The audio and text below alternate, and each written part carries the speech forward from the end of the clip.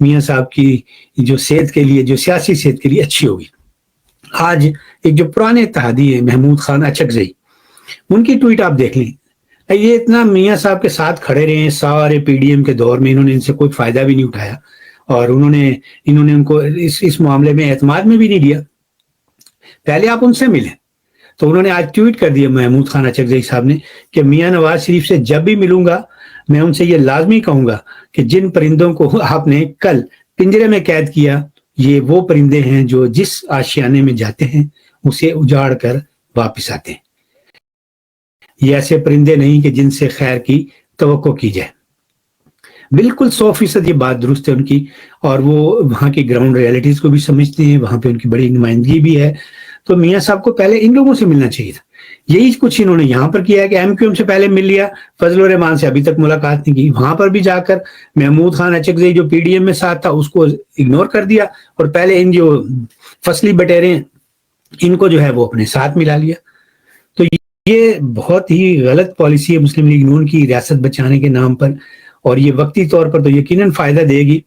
اور جرنیلی ایجنڈا جو ہے کہ عمران نیازی کو بھی ہٹایا جائے، اور بلوچستان کا جو اصل مینڈیٹ ہے، وہاں کے جو جینون سیاستدان ہیں ڈاکٹر مالک اور اختر مینگل، یہ جو دو پارٹیاں ہیں وہاں کی، be N P, P K M Pakistan, P K M A پی جس کا وہ ایبریویشن ہے، ملی عوامی پارٹی جو ہے، مجھے پورا نام اس وقت ذہن میں آ رہا ہے، اچکزئی صاحب والی.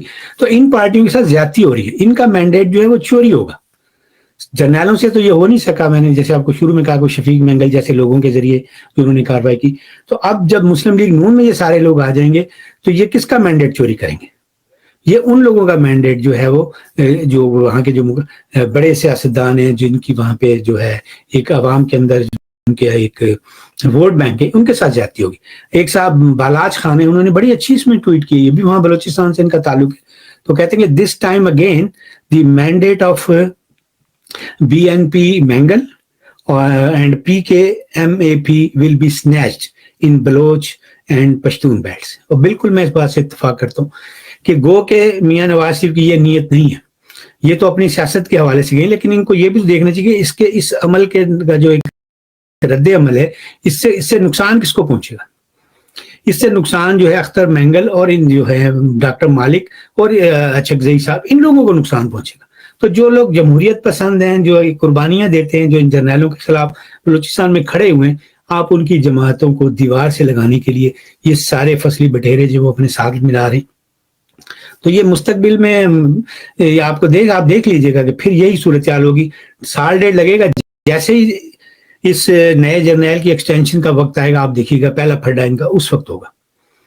اور اس کے علاوہ بھی ابھی اور بھی ایسے مرحلے آئیں گے، کیونکہ فوجیوں کے پاس تو بڑے ایسے وہ طریقے ہوتے ہیں جن سے وہ چلتی حکومت کو جب انہوں نے وائنڈ اپ کرنا تو بہت کچھ نہ کوئی ایشو جو ہے وہ کھڑے کر لیتے ہیں.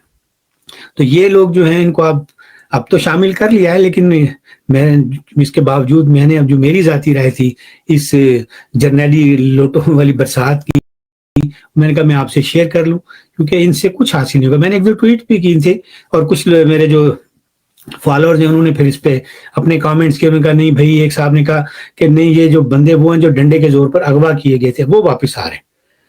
تو بھائی چاہے ڈنڈے کے زور پر اغوا کیے گئے تھے تو یہ سیاستدان تو نہیں ہے نا، یہ پھر چلے جائیں گے. تو اس لیے آپ چاہے مسلم لیگ نون کے ہی تھے، لیکن یہ گندے انڈے تھے. جب یہ ایک دفعہ چھوڑ کر چلے